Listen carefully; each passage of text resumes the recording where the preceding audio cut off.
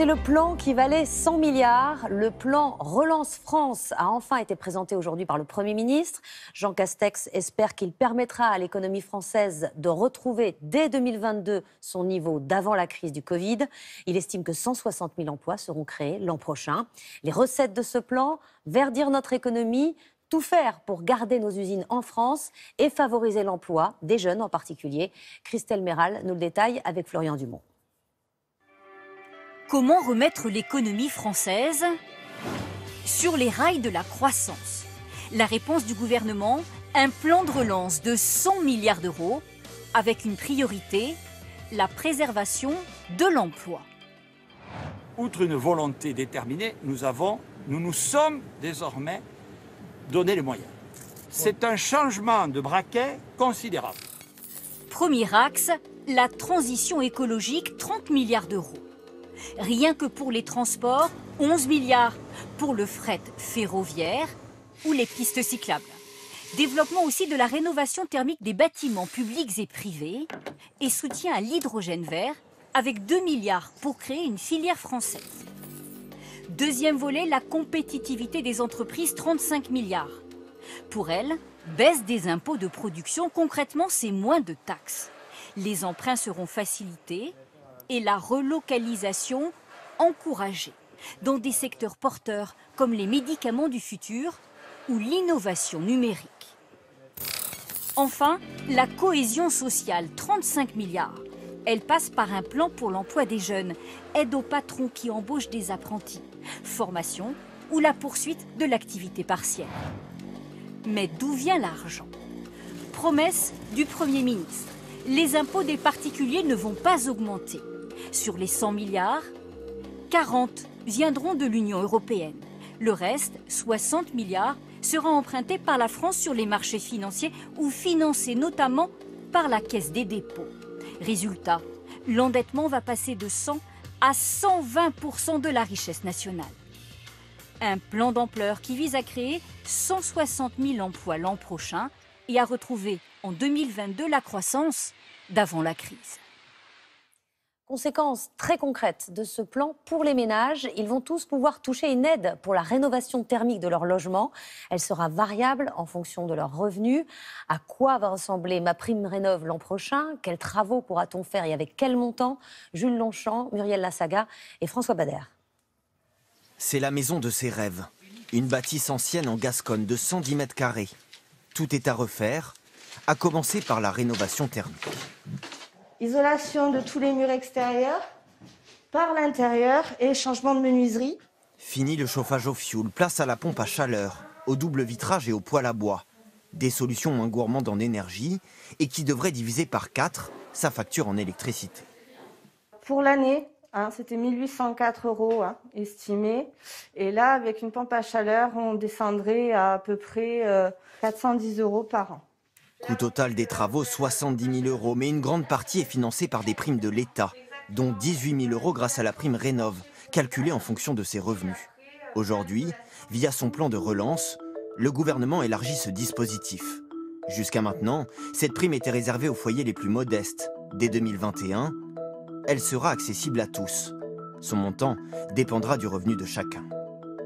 Comme on veut massivement qu'il y ait de la rénovation écologique, massivement augmenter l'efficacité, il faut aussi qu'on aille là où il va y avoir une quantité de travaux qui vont pouvoir être faits. Voilà essentiellement pourquoi la prime Rénov' est ouverte à partir du 1er janvier 2021 à tout le monde.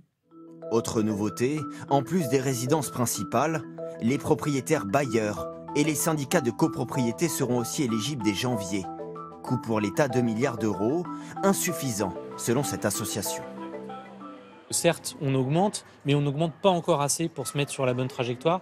Nous, on estime qu'il faudrait plutôt 4 milliards par an d'aide à la rénovation des logements. Depuis le début de l'année, 55 000 ménages ont déjà touché cette prime pour leurs travaux de rénovation. Bonsoir Jean-Paul Chapelle. Bonsoir Anne-Sophie. 100 milliards d'euros, c'est beaucoup, mais il y a déjà 470 milliards qui ont été débloqués en urgence. Alors certes, mais dans ces 470 milliards d'euros, l'essentiel n'est pas donné, il est prêté. 330 milliards de prêts garantis par l'État, c'est une enveloppe très large. À ce stade, seulement 120 milliards ont été réellement empruntés par des entreprises en difficulté. Mais certaines ne pourront pas rembourser. Alors, quelle proportion optimiste? Le ministère de l'économie table sur seulement 4%, mais ça pourrait être beaucoup plus. D'autres aides ont déjà été accordées aux entreprises. Oui, alors les reports d'impôts et de cotisations atteignent 60 milliards. Là aussi, c'est de l'argent que les entreprises devront payer plus tard, si elles le peuvent. 20 milliards d'euros ont également été votés pour pouvoir recapitaliser les grands groupes comme Air France ou Renault. Cet argent n'a pas encore été dépensé. Donc on en est où concrètement? Combien l'État a-t-il déjà dépensé? Alors voilà la somme, 60 milliards d'euros, dont la moitié, 30 milliards, rien que pour le chômage partiel. Mais il y a aussi le fonds de solidarité, 8 milliards d'euros en soutien aux indépendants, artisans et commerçants, des dépenses de santé exceptionnelles de 8 milliards pour l'hôpital et les soignants, et une dizaine de milliards d'aides diverses liées à l'épidémie. Merci Jean-Paul. Le président Macron avait prévenu, le plan de relance doit investir dans les secteurs d'avenir et non soutenir ceux qui n'en ont pas. C'est pour cela que 200 000 formations seront proposées aux salariés des entreprises sans perspective. Mais ce n'est pas si évident, une reconversion professionnelle ne va pas de soi. Illustration avec Dorothée Lachaud, Odile Longueval et Chloé Barbeau. Se reconvertir ou disparaître. Voilà la conclusion tirée par Fleur Vacheron, au pied du mur. Alors, donc ici, on peut voir une ligne qui est à l'arrêt depuis le confinement. Ces derniers mois, son entreprise de traitement de métaux tourne au ralenti. On faisait 25% pour l'automobile dans notre secteur d'activité. On est descendu à 0 pendant le confinement. On n'arrive pas à avoir des prévisions en fait, de nos clients, surtout les clients automobiles. Les séries ont grandement baissé. La dirigeante a donc choisi d'investir plus d'1 million d'euros sur une nouvelle ligne, orientée désormais vers la voiture électrique. Les 35 salariés devront être formés à ce nouveau métier. Je ne demande que ça. On progresse avec la technologie et la société. Ça peut être qu'un plus, justement. C'est toujours bien de savoir travailler sur plusieurs postes. Mais les reconversions proposées sont parfois très éloignées du travail d'origine. À la fonderie du Poitou, où 350 emplois sont menacés, les salariés pourraient passer de la fonte au reconditionnement de téléphones ou de voitures. Beaucoup sont inquiets. Ça va être une remise en cause complète du métier et aussi dans les conditions financières. Demain, si je viens à la maison avec 2 fois moins de salaire, ça ne sera pas la même chose, quoi. Ça me fait mal au cœur. Ça fait 30 ans que je suis dans cette entreprise et d'un seul coup, arrêter tout ça, ça va être très compliqué. Selon le patron, avec une baisse de 75% de la production, c'est une question de survie. La reconversion, c'est une nécessité. Et comme on a choisi des activités qui sont pérennes, ça pourra être un gage d'avenir. Changer de métier pour survivre, est-ce toujours la solution ? En 2012, l'usine PSA de Rennes annonce un plan social avec 1400 départs. Près de 230 salariés bénéficient alors d'un congé de reclassement pour se former à un autre métier. Mais pour ce syndicat, la plupart de ces reconversions n'ont pas abouti. Les gens ont fait leur formation, mais après, ils n'ont pas du tout trouvé de travail. Ou alors, ils ont trouvé des missions en intérim. Et la plupart des reconversions se sont terminées à Pôle emploi. Perte de salaire, nécessité de déménager ou formation insuffisante, les obstacles à surmonter pour une reconversion réussie restent nombreux. Bonsoir Alexandra Ben Saïd. Bonsoir Anne-Sophie. Alors le gouvernement a concentré ses efforts sur les entreprises. 20 des 100 milliards du plan concernent la baisse des impôts de production. En revanche, il ne fait pas vraiment de cadeaux, de chèques aux ménages. Non, en effet, il n'y a pas de chèque Macron comme on a eu aux États-Unis, le chèque Trump. Il n'y a pas non plus de baisse de la TVA comme on a eu en Allemagne. Alors on ne va pas dire, Anne-Sophie, qu'il n'y a rien pour aider les ménages, puisque vous venez de parler de la prime pour la rénovation. Mais rien n'est de la taille du chèque aux entreprises. C'est ce qu'on appelle la politique de l'offre, avec cette idée que si on aide les entreprises, eh bien on va aider son pays. Et de ce point de vue, le virus ne change pas du tout le cap du gouvernement. Au contraire, il y va plus vite. Est-ce que ça se justifie ? Écoutez, avec 100 milliards dans ce plan de relance, on pourrait certainement faire plus, mieux pour les plus précaires. Mais si vous regardez le revenu des Français dans leur ensemble, eh bien, en fait, les salariés ont été protégés jusqu'à présent par le chômage partiel. Certains ont même épargné, on parle de 100 milliards. Et ceux-là, ils n'ont pas besoin de coups de pouce, surtout si c'est pour acheter des produits importés. C'est ce qui s'était passé, vous êtes trop jeune pour vous en souvenir, en 75 et en 81. Oui. En revanche, l'urgence, elle est du côté des entreprises. Elles ont énormément perdu avec la crise. Donc aujourd'hui, dépenser pour toutes les aider, pour leur compétitivité, ça se défend. Avec l'espoir qu'elles joueront tout le jeu sur l'emploi, ça reste un pari. Merci Alexandra. Alors certains regrettent l'absence de soutien à la consommation, d'autres s'inquiètent des cadeaux sans contrepartie faits aux entreprises. On écoute les réactions politiques et du monde syndical rassemblées par Guillaume Darey et Jean-Michel Mière. Jean Castex et son plan n'échappent pas aux critiques. En matière d'écologie, par exemple, les Verts le jugent encore insuffisant. On est très très loin du plan de transformation de l'économie au service de l'écologie, qui pourrait créer beaucoup plus d'emplois. Et continuer à soutenir des industries très polluantes, comme l'automobile avec les SUV ou le transport aérien, c'est vraiment se fourvoyer complètement. Sur la question de l'emploi, la France insoumise s'inquiète, elle, des aides accordées aux entreprises. Aucune conditionnalité sociale. On voit aujourd'hui beaucoup d'entreprises, par exemple, qui font des plans de licenciement boursiers sous couvert du Covid. Rien ne va les empêcher. Rien ne va les empêcher en touchant de l'argent. Le pouvoir d'achat, lui, est au centre des préoccupations des syndicats notamment. Il y a quand même aussi les oubliés du plan, c'est-à-dire les personnes les plus précaires, les ménages les plus modestes, qui ne bénéficient pas ou plus de ressources ou de façon insuffisante et qui doivent là aussi, eux aussi, avoir un coup de main. Si on veut relocaliser de l'activité, si on veut répondre aux enjeux dans certains secteurs du tourisme, de production nationale, il faut qu'en face, on s'assure que le pouvoir d'achat, la consommation des ménages, et pour nous, la question des salaires doit être partie prenante du plan de relance. De son côté, la droite juge le plan nécessaire, mais pose la question de son financement. La montagne de dettes qu'avait déjà la France avant la crise du Covid va évidemment prendre quelques hauteurs supplémentaires. Et c'est une question assez fondamentale et il ne suffit pas de dire que les taux d'intérêt sont faibles pour considérer qu'il sera facile de rembourser. Au-delà des responsables politiques, ce sont maintenant les Français que le gouvernement va devoir convaincre. Nous accueillons le ministre de l'économie, des finances et de la relance, Bruno Le Maire. Bonsoir monsieur le ministre. Bonsoir Anne-Sophie Lapix. Alors c'est un plan qui choisit de soutenir les entreprises plutôt que les ménages. Vous l'assumez. Pourquoi ce choix? Parce que c'est des entreprises qui ont le plus souffert de la crise. C'est les restaurants qui ont fermé, c'est des PME qui ont souffert, c'est les indépendants qui n'avaient plus de revenus à la fin du mois. Donc nous les soutenons massivement parce que c'est elles qui ont souffert et parce que c'est elles qui vont créer des emplois. Mais nous n'oublions pas les ménages, et votre reportage le rappelait très bien.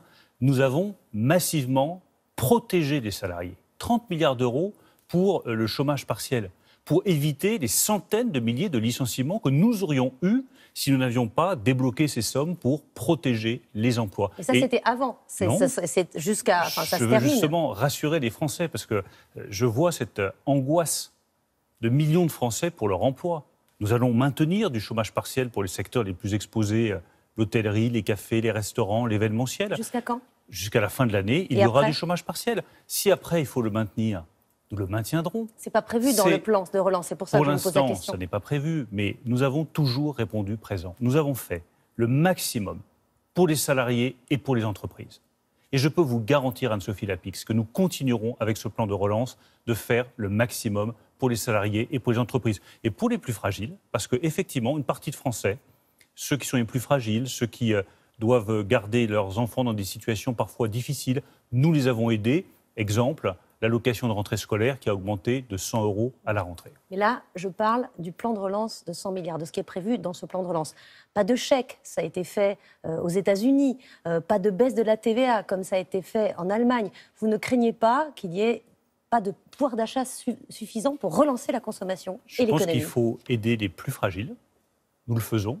Là encore, si à un moment donné nous apercevons que la crise s'aggrave et qu'il faut faire plus pour les plus modestes, nous le ferons. Mais ce que je suis obligé de constater, c'est que pendant cette crise, les Français ont épargné 100 milliards d'euros, c'est-à-dire le même montant que le plan de relance. Donc le vrai défi, c'est moins d'aller dépenser plus d'argent public pour tous les Français que d'inciter les Français qui ont économisé 100 milliards d'euros à aller dépenser de l'argent, investir dans l'économie pour relancer cette machine économique. Mais les 100 milliards, ce n'est pas de l'argent de poche. Ces 100 milliards économisés, épargnés, c'est parce qu'ils ont peur de perdre leur emploi. C'est d'épargne de précaution. Parce que certains ont perdu un peu de leur pouvoir d'achat avec le chômage partiel. C'est de l'épargne de précaution pour faire face à des temps qui s'annoncent effectivement difficiles.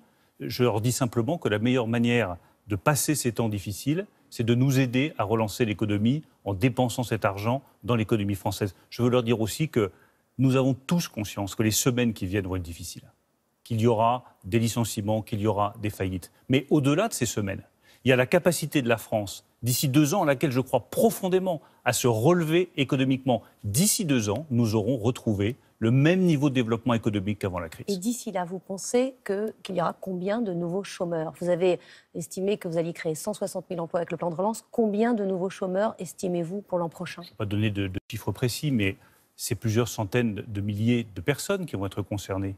D'où la nécessité absolue de nouvelles personnes, d'où la nécessité absolue de mettre en place le plus vite possible ce plan de relance, de veiller à sa bonne exécution. Vous savez, j'ai un rôle un peu paradoxal comme ministre des Finances. Je dois dépenser vite, dépenser bien pour aider les Français, favoriser les reconversions industrielles, permettre à des ouvriers qui travaillaient dans le secteur de l'automobile, le thermique, le diesel, de passer sur le véhicule électrique. C'est tout ça le défi et nous allons relever ce défi.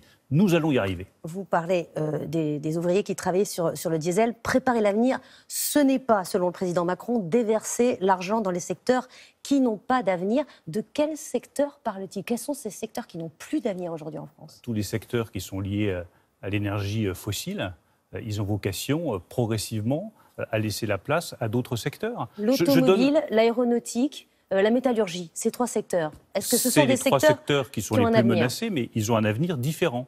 Qu'est-ce qu'on souhaite? Par exemple, avoir un Airbus qui soit le premier à fonctionner à l'hydrogène. C'est pour ça qu'on met 7 milliards d'euros sur l'hydrogène. Et moi, je serais fier que l'Union européenne, avant la Chine et avant les États-Unis, ait un avion à hydrogène. La voiture, ça fait partie de notre culture à tous. Nous avons été une grande nation du véhicule thermique, essence ou diesel. Nous allons être une grande nation du véhicule électrique. Et quand je vois aujourd'hui que Total et PSA annoncent qu'ils vont ouvrir une usine dans 2 ans qui crée des emplois dans le nord de la France pour produire des batteries électriques, qu'est-ce que ça veut dire? Que la relocalisation, c'est possible et que nous allons garder une grande industrie automobile, mais différente, électrique et plus thermique. Mais leurs anciens salariés à ces entreprises-là, ils vont être formés à quoi? Les 200 000 formations, elles vont concerner quel domaine? Il y a des formations qui peuvent concerner le passage justement du thermique à l'électrique. Et puis, là aussi, votre reportage le montrait très bien. Et je sais que c'est un défi compliqué à relever. Il montrait très bien que c'était vraiment pas facile et que parfois ça ne marchait pas. Mais vous êtes ouvrier dans l'aéronautique, vous êtes dans le décolletage, dans la vallée de l'Arve, vous faites des pièces usinées en métal. Il y a moins d'emplois parce qu'il y a moins de demandes. Il faut que vous passiez, par exemple, dans une usine agroalimentaire. Mais ce n'est pas facile comme changement. C'est même, à titre personnel, une vraie remise en cause. Je reprends l'expression de l'ouvrier que vous aviez interrogé. C'est une remise en cause personnelle. L'État doit être là pour accompagner ces changements, soutenir les salariés. Une perte de salaire aussi. Une perte de salaire parfois quand on change de secteur. Avec bien entendu cette question de la perte de salaire. C'est bien pour ça d'ailleurs que vous parliez de la question des conditionnalités ou des contreparties. L'une des contreparties que je souhaite de la part des entreprises, c'est qu'elles développent massivement les accords d'intéressement et de participation pour que lorsque ça ira mieux pour elles, les salariés en bénéficient. Vous parlez de contrepartie, moi je parle de conditions. Il n'y en a pas des conditions, notamment à la baisse des impôts de production, une baisse de 20 milliards. Vous n'exigez rien en échange, pas de maintien de l'emploi, pas d'investissement, pas d'intéressement. Vous ne craignez pas que du coup les entreprises ne jouent pas le jeu?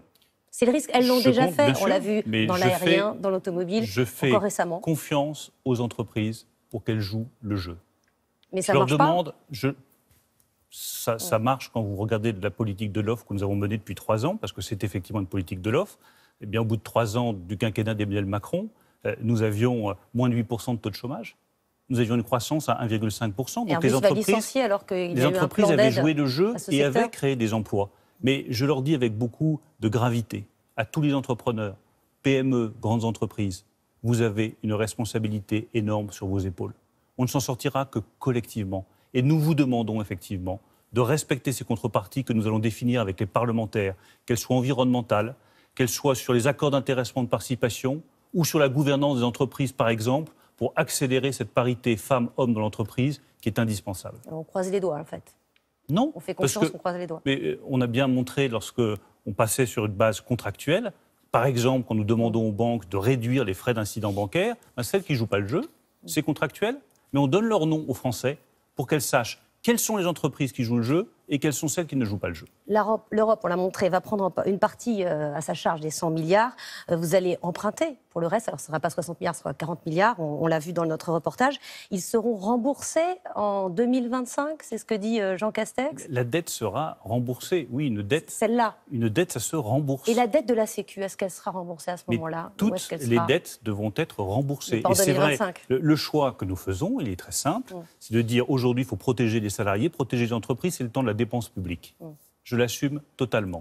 On dépense de l'argent pour relancer l'activité économique. Mais demain, effectivement, il faudra relancer non seulement l'économie, mais rembourser cette dette. On le fera comment?